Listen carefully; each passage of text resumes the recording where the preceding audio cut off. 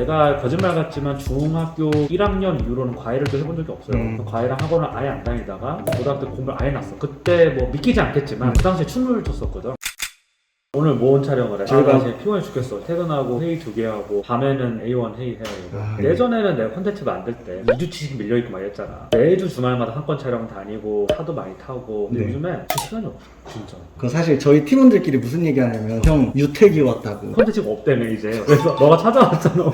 뭐 하나 찍자고. 오늘은 그래서 형 가볍게 좀 썰풀 가볍게 왔는데 저희 구독자분들이 검정고시 썰 좀 풀어달라 그 댓글이 되게 많았어요. 그래서 오늘 형 그걸 좀 여쭤보려고요. 갑자기 학교를 다니시다 말고 왜 검정고시를 하시게 된 건지 곧 20년 전 일인데. 한번 기억해보세요. 평범한 일은 아니잖아요. 정말 옛날 일인데. 일단 첫 번째로 내가 원래 정상적으로 학교를 들어갔으면 02학번으로 들어갔어야 됐는데 02학번 때 내신이 되게 많이 봤어. 서울대 같은 경우는 100% 내신을 뽑았어. 1차에서는 수능으로 2배수인가를 뽑고 내 기억으로는. 그리고 2차에서 이 2배수를 뽑은 애들 중에서 100% 내신으로 뽑았었어. 그 당시가 이제 수능의 비중이 점점 줄어들고 네. 상위권 대학의 경우에 점점 이제 내신을 확대해야 된다. 우리가 아주 불행한 세대잖아. 이해찬 1세대야 우리가.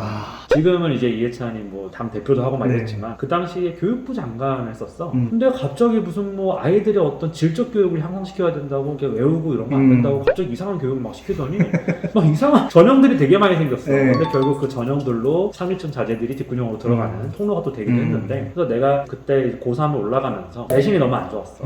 왜 내신이 안 좋았냐라고 하면 꾸준히 열심히 성실하게 학교를 다니면서 중간고사 기말고사 열심히 외워서 봐야 되는데 고등학교는 또 공부를 안 했어. 진짜 하나도 안 했어. 원래는 중학교 때까지는 하시다가 아니, 중학교 때도 안 했어. 초등학교 때 공부를 아주 열심히 한 건 아니지만 중1 때까지 적당히 하다가 또 막 잘했던 건 아니고 부모님도 공부하라고 얘기를 안 했었고 내가 거짓말 같지만 중학교 1학년 이후로는 과외를 또 해본 적이 없어요. 과외랑 학원을 아예 안 다니다가 고등학교 때 공부를 아예 났어. 그때 뭐 믿기지 않겠지만 그 당시에 춤을 췄었거든. 나도 웃겨. 아니, 나도 웃긴데 그 당시에 춤을 췄었어. 고등학교 1학년 때 막 레게머리 따고 막 그랬었거든. 믿기지 않지만 진짜 하나도 안 믿겨요. 사진 있어 아직도. 네. 내가 그걸 다 알고 있고. 그리고 고등학교도 이제 내가 특목고가 아니고 그냥 일반 고등학교 서초구에 있는 일반 고등학교를 다녔는데 공부를 진짜 못했었어. 어떻게 보면 좀 방황을 했었지. 공부를 안 하고 하다가 공부를 하려고 하니까 내신이 너무 개판인 거야. 내가 고등학교 1학년 때 무단결석이 40일 넘거든. 고2 때 무단결석 뭐 30일 막 이런 식으로 무단결석이 너무 많은 거야. 어떻게 보면 학교에서 좀 문제였지. 문제하고 나 고등학교 1학년 다니는데 아직도 기억나는데 내가 설해마을 살았단 말이야. 그 당시에. 근데 이제 고등학교 담임이 나를 데리러 오려고 아침에 출근하면서 우리 집에 들렸어. 내가 자고 있으면 날 막 깨워. 학교 가야지. 이러다가 담임 쳤다고 학교 가고 막 이랬어. 내가 학교를 너무 안 가니까 담임이 답답해가지고 그 선생님한테 되게 감사하다는 생각이 좀 들고 어쨌든 내신이 너무 처참할 정도로 안 좋아서 이 얘기를 하면 사람들이 진짜 안 믿는데 내가 인수분해를 고3 때 처음 배웠어. 고3 처음 올라가서 봤던 모의고사가 우리 때는 언어 120점 만점, 사과탄 120점 만점, 수학 80점, 영어 80점이었어. 근데 수학이 내가 그때 10점인가? 전국 내신 1등급부터 9등급까지 있잖아. 네. 그게 9등급이었어. 도저히 안 되겠다 자퇴를 했는데 왜 자퇴를 했느냐? 보통 내 주변에서 고3 때까지 공부를 지지리도 못했던 같은 반 애들 중에 상당수는 유학을 갔거든. 유학생을 뭐 폄하하는 건 아닌데 내 주변에 유학한다고 진짜 많고 친동생도 유학을 갔다 왔고. 근데 유학을 가면 진짜 대학 가기 쉬워. 집에 돈만 좀 있으면 뭐 하버드나 예일이나 이런 데 가긴 힘들지만 돈이 좀만 있으면 웬만한 주위 때는 다 가. 한국에서 지방대도 못 갈 성적이어도 가서 그냥 트랜스퍼 몇 번 하고 좀 돈 좀 쓰면 웬만한 주위 때는 다 졸업하고 와. 내 동생도 그렇게 졸업했고 솔직히. 그때 당시에도 아빠가 나도 유학을 가라 그랬었어. 너는 도저히 한국에서 안 돼. 유학을 가라. 그랬었는데 아니다. 난 무조건 나는 한국에서 일단 수능을 보겠다. 그렇게 시작을 해서 자퇴를 했지. 그럼 그렇게 이제 자퇴를 형이 하셨고 이제 어디로 가신 거예요? 일단 내가 3월까지는 다녔고 고3 때 3월 때 처음 모의고사를 보고 4월에 자퇴를 했어. 4월에 자퇴서를 내려갔는데 아빠한테 엄청 혼났지. 너는 그러면 중졸로 살 거냐. 엄청 혼나고 그랬었어. 네 마음대로 해. 그래서 자퇴를 했어. 했는데 집에서 공부를 했죠. 사람마다 이제 교육 환경이 다를 수 있는데 나는 진짜 사교육을 안 받았었거든. 그러다가 이제 고3 때 자퇴를 하면 부모님한테 얘기를 했던 거는 딴 건 다 필요 없고 혼자 공부할 테니까 영어랑 수학을 내가 너무 못하니까 이것만 과외 선생님을 좀 붙여달라. 그래서 이제 수학과외 선생님하고 영어과외 선생님 붙여줬는데 이게 고액과외를 한 것도 아니야. 대학원생한테 받았어. 그때 당시에 만났던 수학과외 선생님이 나한테 엄청 용기를 많이 불어넣어줬거든. 내가 이제 과외 선생님 구할 때 되게 중요하게 보는 게 어쨌든 이거는 아이가 의지가 강하고 독해서 잘 따라온다는 전제 하에 약간 중위권 학생이나 맥시멈 중상위밖에 못 가는 학생들 같은 경우는 무조건 주입식으로 하는 게 맞긴 맞아. 맞아. 잘할 수 있는 학생들은 그렇게 가르치면 난 안 된다고 생각하거든. 오히려 동기부여를 계속 해줘야 돼. 왜 공부를 해야 되는지. 그 당시에 어떤 게 있었냐면 부모님도 내가 걱정이 되니까 네. 고일과를 막 붙여주려고 했어. 뭐 학원 선생 중에 유명한 사람 막 섭외도 하고 나이 한 40, 50 좀 유명한 강사들이 있었어. 우리 때 막 대성학원, 종무학원 여기 막 수학 강사들을 과외로 붙여주려고 했어. 면접 아닌 면접을 봤는데 너무 싫은 거야. 이 사람들이 되게 눈구렁이 같은 거야. 가서 이게 정말 과외비만 챙기고 이러는 것 같은 그 느낌을 좀 많이 받았고, 그래서 일주일 만에 막 다 그만뒀어. 차라리 대학원생이나 대학생을 구해달라, 같이 공부할 수 있는 사람을 구해달라 그랬었는데, 나랑 나이대가 크게 차이 나지 않는 형 중에 책임감이 있는 사람을 구해주겠다 해가지고 서울대 경제학과 대학원 다니는 어떤 형이 왔었어. 네. 내가 그분한테 물어봤어. 이제 성적표를 딱 보여주면서 내가 이거밖에 못 맞았는데 점수를 어차피 검정고시를 보게 되면 그의 수능을 보지 못하거든. 네. 다음 연도에 봐야 돼. 그래서 얘기를 하니까 75점 넘기기 힘들다 너는. 지금부터 열심히 해서 60점대는 가능할 거다. 열심히만 네가 따라오면. 이렇게 얘기를 하더라고. 그래서 그런가 보다 했는데 저한테 너무 열받는 거야. 책임감도 없고 너무 화가 나는 거야. 그래서 안 되겠다. 다른 사람을 구해봐야겠다 해가지고 고대 경제학과 대학원 다니는 어떤 선생님이 오셨는데 똑같은 질문을 던졌었어. 근데 그분은 무슨 패기였는지 모르겠는데 도형과 수식만 쓸 줄 알면 수학은 만점할 수 있다. 이렇게 얘기를 하는 거야. 그래서 이제 그 선생님하고 했어. 결과적으로는 되게 좋은 선택이었고, 왜 좋은 선택이었냐면 그 선생님이 아직도 기억이 나는 게 나한테 동기부여를 해주려고 되게 노력을 많이 했던 것 같아. 수학 선생님이었는데 인문학 소적을 계속 읽으라고 나한테 추천을 해줬었고, 내가 설수신잡에서 신영복의 감옥으로부터 사실 네. 이야기했다가 뭐 자판이 뭐니 엄청 욕을 많이 먹었는데 그거 전혀 상관없이 처음에 읽었던 책이 그 책이었고, 책에 관심을 갖게 되고 여러 가지 책들을 읽게 되고, 뭐 대학도 좀 인문대를 가야겠구나 생각을 했던 것도 그 사람과 교류하면서 책을 읽었던 과정들이 있었기 때문에 그걸 좀 갖게 된 것 같고, 그리고 공부를 왜 해야 되는지에 대해서 스스로 좀 느꼈던 시간이었던 것 같고, 사실 힘들었어. 왜냐하면 남들이 중학교 1학년 때부터 꾸준히 쌓아왔던 6년 동안의 공부를 평가받는 게 수능이잖아. 근데 나는 고3 때 이제 19살 때 처음 시작해가지고 1년 반 동안 수능을 치러야 되는, 모든 걸 다 공부해서 수능을 치러야 되는 상황이었는데 너무나 뒤쳐져 있으니까 마음적으로 되게 힘들었던 것 같아. 되게 힘들었고, 공부를 안 했던 거 과거에 대해서 굉장히 후회도 많이 했었고, 성적이 잘 안 오른 시기도 있잖아. 그럴 때 되게 힘들었던 것 같아. 그럼 그 선생님의 동기부여 같은 게 이제 형이 열심히 할 수 있었던 계기였던 거예요? 꼭 그렇지만은 않지. 어쨌든 모든 문화는 내재적인 게 있고 외부적인 게 있잖아. 외부의 어떤 충격이 왔을 때 그게 내부적으로 어떻게 융화가 되고 어떻게 받아들이냐에 따라서 한 문명의 패권이 갈리게 되거든. 근데 나는 이 얘기를 왜 하냐면, 한 인간의 개인으로 봤을 때도 마찬가지야.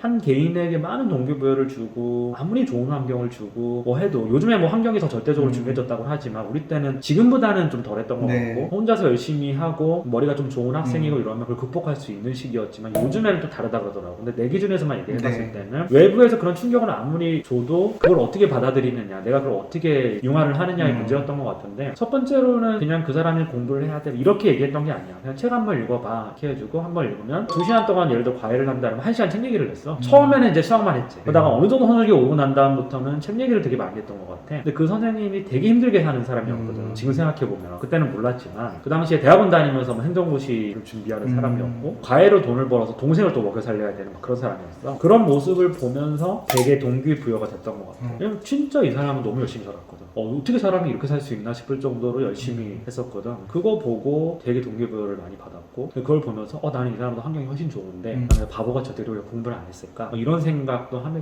되면서 좀 동기부여가 됐던 것 같아. 그럼 다음 질문 하나 드려도 될까요? 어떻게 시작하게 되셨고 이런 건 얘기를 해주셨고, 이제 그 드라마틱하게 성적을 올렸을 때 다른 기억이 나지 않으시겠지만 과목별로 어떻게 그렇게 단기간에 큰 상승을 하실 수 있었는지. 물론 제가 하는 얘기는 모든 사람에게 적용되는 건 아닙니다. 그리고 제가 뭐 전국 수석을 해서 뭐 서울법대를 간 것도 아니지만 그래도 내가 9등급에서 수능 1등까지 끌어올리는 데에 단기간에 끌어올리는 데는 그 당시에는 되게 유효했던 방법이었다고 생각을 하고, 그리고 요즘엔 또 시대가 다를지도 몰라. 요즘에는 또 이제 너무 전형이 복잡해지고 요즘에 내가 이제 나의 과거에 대해서 얘기하면서 내가 아는 원장님들 뭐 사업하는 분들 만나서 자식 교육에 대해서 얘기하면서 이 점이 많이 나랑 부딪히거든.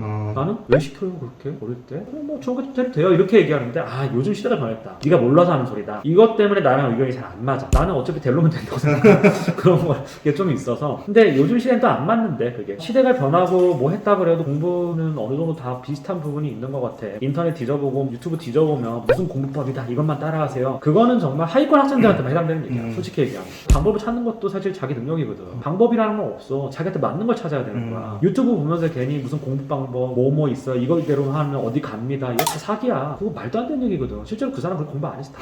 방법은 자기가 찾아야 되는 거고 찾아가는 거 과정에서 누가 도와줄 수 있겠지. 이건 이렇게 해라 저렇게 해라 도와줄 수 있겠는데 교육이라는 게 커스터마이징이 안 되기 때문에 그거 쉽지 않아요. 결국은 정도는 없어도 치열하게 하는 수밖에 없고 그리고 팁을 하나 드리면 수학 정말 뉴턴이나 이런 천재가 아닌 이상 내 생각엔 그래요. 난 기초 없이 해서 그런지 몰라도 일단은 이해하고 외우는 게 아니고 다 외우고 이해하는 거야. 영어도 마찬가지야. 나 영어 잘 못해 솔직히. 네. 네이티브처럼 잘하는 것도 아니고 근데 내가 그 당시에 기림돌 문제집을 풀었던 기억이 있는데 한 문제에 모르는 단어가 30개 정도 있었어. 히랑 히스 뭐 이런 거 공부를 하나도 못했어. 이게 뭐야 뭐 이러면서 스쿨이라는 단어 이런 단어 빼고는 하나도 모르는 다 모르는 단어야. 그리고 문장도 구성할 줄 몰랐고 아무것도 못했단 말이야. 그 상태에서 하려니까 죽겠는 거야. 그래서 내가 쓴 방법이 있는데 하나는 뭐냐면 그래도 단기간 안에 이렇게 하면 그래도 많이 빨리 느는구나. 모르더라. 이제는 좀 내가 나이가 들어서 빨리 늘지 않는 나이가 됐지만 20대 초반이나 10대라면 너무나 빨리 지식을 습득할 수 있는 나이라서 정말 스펀지처럼 습득할 수 있는 나이가 그 나이 때거든. 그 나이 때 공부 안 하면 안 돼. 무조건 공부해야 돼. 그 나이 때는. 그러면 어떻게 해야 되느냐. 영어도 처음에 뭐 어릴 때 살다 오는 게 일단 제일 좋고요. 그래서 부모의 소득 격차에 따라서 가장 성적 차이가 많이 나는 게 영어란 말이야. 수학이 아니고 영어야. 아이를 미국 한번 갔다가 오면 영어는 더 이상 공부할 필요가 없어지는 거거든. 내가 잘 못해. 어떻게 해야 돼요? 그러면 닥치고 외워라.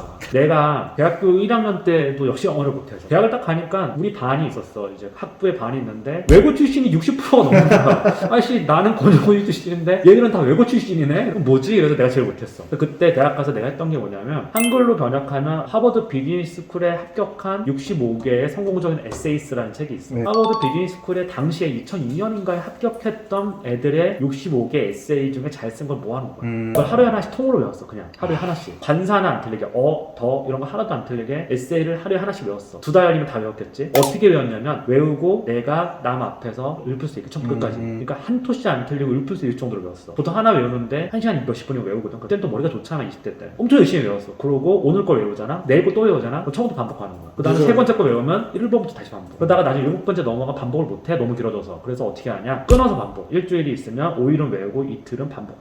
내가 65개를 다 외웠었어. 한번. 내가 문법도 잘 못하고 사실 그렇게 독해를 빨리 못하는 학생이었는데 65개를 통으로 외우니까 원서는 있는데 너무 편한 거야. 너무 빨리 읽히는 거야 이게. 물론 어릴 때부터 살아온 애들, 어릴 때부터 조기교육 받고 미국 가서 유학하고 외고 나오고 이런 애들보다는 못했지. 아는 단어의 한계도 있고 내가 접해보진 못했던 뭐 문학적인 문장이라든가 이런 건 또 독해가 잘 안 되더라고. 근데 에세이는 간결하게 표현하는 거잖아. 그러니까 장문이 그냥 자동으로 해결되는 거야. 장문이 해결되니까 뭐가 되냐, 리스닝이 또 되는 거야. 그냥 이게 무식한 방법인지 몰라도 반복적인 노출을 통해서 무조건 외우는 게 맞는 것 같고, 주의식교육 그거 뭐 이해도 안 하고 그렇지 않아요. 외우면 이해가 됩니다. 근데 외우니까 어설프게 외우면 안 돼. 완벽하게 외워야 돼. 논리 관계를 하나하나 방점을 다 찍으면서 이게 왜 이렇게 연결이 되는지까지 생각하면서 다 외우잖아. 그리고 그렇게 외우지 않으면 외워지지가 않아. 생각해봐. 에세이를 하나는 통으로 외우려면 청킹으로 외워야 돼. 체스를 둘 때 우리가 1수, 2수, 3수, 뭐 4수 있으면 이거를 몇십 수까지 외울 수 있는 거는 그걸 하나의 패턴으로 외우기 때문에 가능한 거거든. 내가 바둑을 옛날에 배웠잖아. 바둑을 복귀한다 그러잖아. 1수부터 180수까지 하나도 안 틀리고 복귀할 수 있어. 나 초등학교 5학년 때 이미 아마 1단이었거든 내가 3학년 때 바둑을 배웠어. 2년 만에 아마 1단을 했었는데 그 당시에 이창호랑도 뒀던 기억이 있어. 여름 캠프 가가지고 진짜 맞수로 든 게 아니고 사범님 여기 앞에 같이 하는 수도 어쨌든 180수를 외울 수 있는 거는 패턴화 시키기 때문에 외울 수 있는 거야. 챙겨서 외울 수 있는 게 아니라. 그런 식으로 다 통으로 외우다 보면 데이터가 쌓이다 보면 하나로 연결이 돼. 우리가 최근에 인공지능에 대해서 얘기하면서 창의성에 대해서 얘기해서 창의성이 과연 인간의 독자적인 것이냐,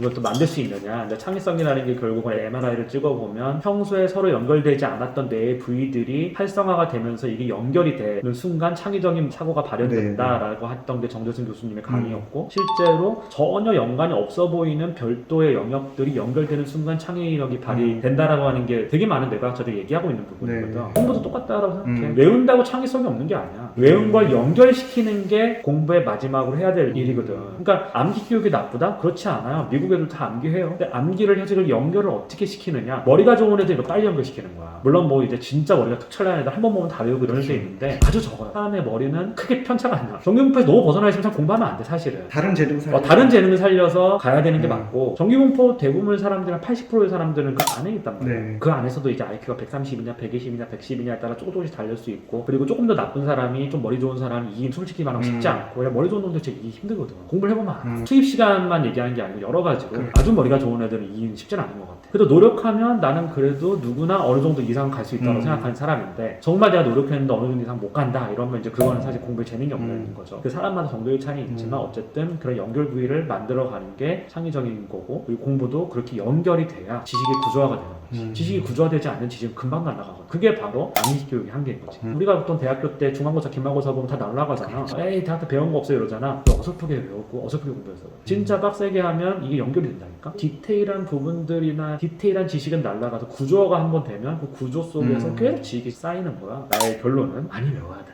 그럼 수학조차도 공식부터 문제를 일단은 외워야지. 싸그리 왜냐면 외우지. 수학이라는 게 가장 추상화된 기호잖아. 약속이잖아. 네. 수학은 약속 체계를 배우는 거잖아. 나도 물론 수학 다 까먹었어. 솔직히 내가 문과 가가지고 수학을 얼마나 알겠습니까? 내가 솔직히 뭐 이과에서 탑 찍는 애들 공대 가고 수학과 가고 그치, 이러는데 그치. 얼마나 알겠어. 근데 내가 이해하는 수학은 논리적인 사고를 학습하는 거야. 논리적인 사고가 뭐냐? 그 안에 약속 체계잖아. 더하기 빼기는 이런 뜻이다. 함수는 이런 뜻이고 방정식 이렇게 만들고 다 약속이야. 약속을 알아야 되잖아. 뭘 하든 간에 어쨌든 언어라는 걸 알아야지 대화를 주고받든 뭐든 할 거 그렇죠. 아니야. 수학도 마찬가지로 그 세계 안에서 언어를 다 외워야 되는 거지. 외우고 난 다음에 그걸 응용하면서 그쪽의 사고 체계를 배워가는 거지. 결국은 형이 강조하시는 거 일단 외워야 된다. 근데 외우는 게 어설프게 외우면 안 돼. 진짜 다 외워야 됩니다. 재밌는 게 내가 회계사 공부할 때도 나는 이제 뭐 경영대학생도 아니었고 그래도 진짜 1차 좀 되게 빨리 붙었거든. 네. 근데 사실 안타깝게도 같이 공부했던 친구들이 네, 여러 네, 명 네. 있었거든. 뭐 잘하는 친구들도 있었고 못하는 친구도 있었는데 5년 6년을 해도 기억 떨어지는 친구들이 있더라고. 5년 6년 7년을 해도 기억 떨어지는 거야. 근데 내가 생각을 해봤어. 그 친구가 나보다 공부량이 더 많을 텐데 왜 나는 보고 쟤는 떨어졌지? 생각을 해보니까 이 친구랑 내가 같이 뭐 회계든 세법이든 공부하면서 막 토론을 막 하잖아요. 이 친구의 외움이라는 그 수준이 너무 얕았던 거야. 다 외우긴 외웠어. 내용을 조금씩은 다 알아. 근데 조금만 질문이 깊게 들어가면 답을 잘 못하는 거야. 그게 바로 암기 교육의 뭐 병폐니 뭐니 하는 거지. 실제로 똑똑한 친구들은 그 외움을 통해서 그걸 단단하게 구조화를 시켜. 거기서 이제 지식의 차이가 확확 벌어지는 거야. 말씀하신 부분 중에 되게 많이 방법적인 것들이 녹아 있었던 것 같아요. 사람마다 진짜 다르거든. 이게 사람마다 사고하는 패턴도 다르고 생활 패턴도 다르고 내가 공부를 열심히 하면서 나만의 방법을 찾아가야 돼. 자기만의 어떤 생활 패턴을 만들고 그 안에서 뭔가 최대의 어떤 에너지를 끌어낼 수 있게끔 최대한 지식을 끌어낼 수 있게끔 생활해야 되는 거지. 누구 말을 들을 필요가 없어.